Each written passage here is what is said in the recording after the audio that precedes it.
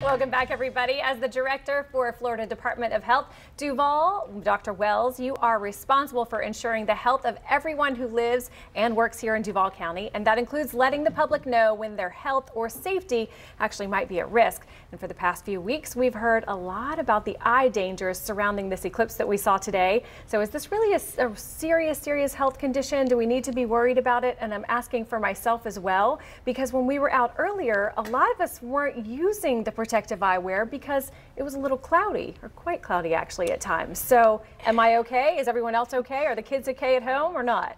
I think we're okay. That was one of the concerns I think that we had, was that the risk was there, but there was not going to be an immediate sort of, oh, that hurts and I'll look away kind of thing. And so that's where the danger really lies in. So we did a lot of prep work to try to be sure folks understood what the risk was, even going so far as to talk about how you should put on your, approved glasses, right? So there are only certain glasses, not regular sunglasses, that are useful for or safe for things like this. And you have to turn away, put them on, turn, face the eclipse, turn your head away again and remove it in order to be sure that your eyes are protected for full viewing. Thankfully, we had cloud cover, and so there is much diminished risk in our area related to it. But it was concerning. I'm going to tell you the other risk that I saw. Folks that are standing out watching it are in traffic. They're walking through the parking lot. They were, there were a lot of things that didn't really make my press release that I thought, oh wow, I have to remember that for next time. So what do we need to worry about though, if just so happens, and maybe somebody that's from out of town, what are some of the signs and symptoms if you do have any kind of eye injury at all? Well, first of all, it can take several days before you even notice anything. And with a partial eclipse, it's actually a little bit more risky because your retina, your pupil actually opens wider in the darkened sky to let more light in, which lets more of the damaging rays into the eye to damage the central vision, which is what's concerning. So any change in symptoms, any eye irritation, any changes in your central vision, so the center of your field of view, over the next weeks to months, you need to be seen by a provider. The other concern, though, is that it might not go away, right? So when these things happen, you just sort of wait and see if it's going to heal.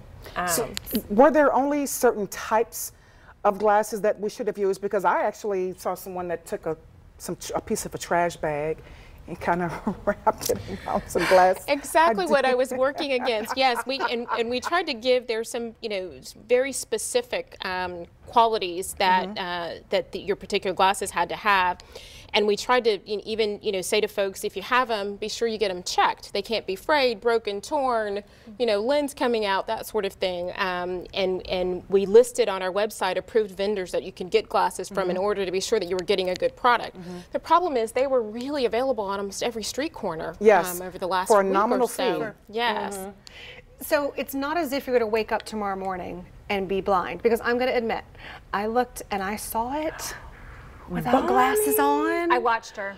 She and did. there was even before, and I literally saw, and I was like, oh my God, and I told my children, and everyone's going to be, I know. So am I going to wake up blind tomorrow, or is it going to be like 3 months from now? Health Department director fail. I just took one peek, and then I realized once I could see the crescent, I realized I really was seeing it because I thought it was too cloudy and I wouldn't see it. So I am that person. And I followed her. So it was her lead that created my possible eye injury. I didn't follow either one of them. I can't protect all of you. I just can't. I'm good, Dr. Wells. I'm good. If you notice anything, I think certainly at your regular eye visit, which I hope you're getting, at least on an annual basis, do mention that to your provider. There's some specific findings they can look for in the retina during your exam to be sure that there isn't any damage. But beyond that, there's nothing really you can do now. Yeah, it's over and done. It's done. All right, good to know. All right. So you have to listen I get to a me. cool seeing eye dog. I don't know. I'm going to get a dog out. The next eclipse in 7 years, make sure that we take note for that. All right, well, there's something else that's going on this month that is on your radar as well, Dr. Wells. August is actually a National Breastfeeding Month. And I mean, in your role with the Florida Health Department, what are the biggest challenges that you face and comes, with things that are happening in this area with us? What are you thinking? Well, with breastfeeding, it has a lot to do with acceptance and attitude, right? So it is difficult enough to get moms to consider it because it's a significant commitment, and it doesn't come as easily as sometimes we may make people believe. Right. So it really can be a challenge. So once you have a mom on board, often what we find are challenges in her environment. So if she has to return to work and needs to be able to maintain a milk supply, allowing her to do that in a place in her area of employment that is not a bathroom or, you know, a closet or that sort of thing. So nursing or pumping facilities are important. Being certain that we have enough community spaces that allow for breastfeeding your infant, again, not in a bathroom stall. And so we really work on that. We've worked on with employers to help improve policies in terms of allowing, we at the Department of Health, for instance, have a pilot project where we are allowing breastfeeding moms to bring their infants into the workspaces for the first 6 months of life in order to contribute to a positive breastfeeding relationship. So there's some barriers that are external, not to mention some of the cultural and societal barriers. You know, the breast is seen as a, you know, a sexual object as opposed to, you know, something to be used to feed an infant. And so there's some challenges related to that, as well as, you know, I can say that in my family, I was the first to breastfeed. My mom didn't breastfeed. My mom grew up in an era where if you had money, you bought formula for your child, and that was really a way to show your, you know, economic station, if you will. So I didn't have a lot of home support when I started to breastfeed, and it wasn't easy. You know, as I mentioned, it's not, you know, it can be a challenge for some moms to really build that great breastfeeding relationship. So there are a number of difficulties, but there are a lot of benefits. And so our goal really is just to say to moms, you know, this is the importance, here are the health benefits to you, to your infant, but also here's the best way to get started so that you've built a good relationship to start with.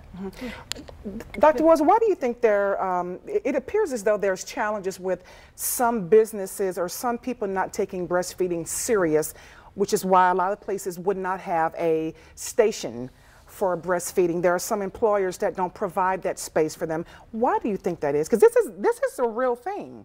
Oh, absolutely. And it should be treated as such. Well, you know, some of it is lack of information. I think that we, along with our Women, Infant, and Children's Nutrition Program, work to get good data out to members of our community, so as they're making decisions like this, they understand that this actually is a great investment, right? Children who are breastfed are sick less. That means less absenteeism for a breastfeeding mom in most cases, and there are fewer difficulties in terms of, you know, bonding and that sort of thing in most cases. So it really is an investment in the parental relationship, but also is a great investment in your employee. And so I think if we did a better job of putting that information into the hands of employers, we could inform that decision making a bit better. There are so many benefits, so many gains to it. You know, speaking as a working mom, you know, when I returned with my first child at 9 weeks, it was the one thing that I could do that nobody else could do for him. And so that for me was the thing that helped me get back into the workforce without feeling, you know, terribly out of balance because I was leaving my infant. So there are a number of intangible benefits as well. We just need to educate our community members about them. I think it's the education, maybe even more so on the mother's side, the benefits to the mother. You talked about less, you know, absenteeism, that nurturing, that emotional connection. I mean, I went back to work with my first, after 5 weeks, I had to go back to work. And so, and I was in a very supported environment, and it was great. But the benefits to mothers, we all know what they are for the babies, I think, and health. But for moms, it's super important. Sure. Well, decreased risk of breast cancer, a decreased risk of ovarian cancer are two of the major ones. And then we've talked about some of the mental health and well-being. Now, that is not to say, moms out there, that this is not a challenge. You know, this does not come without challenge. It certainly is an investment into your future, and you have to really work at it. You're already not sleeping, I'm sure. But there's some tangible health benefits for mom. You know, for some women, they lose their baby weight more quickly. That did not happen for Dr. Wells. I need you to know. So, you know, I have to cross that one off on the little pamphlet. But all of the other ones, I think I buy into and I agree with. Nice. Good information, Dr. Wells. Thank you so much for joining us. We appreciate it for that. Good information. And if you want more information on this topic, all you have to do is visit duval.floridahealth.gov. And coming up next, using her own struggles to help others, find out how our next guest turns things around when we come back.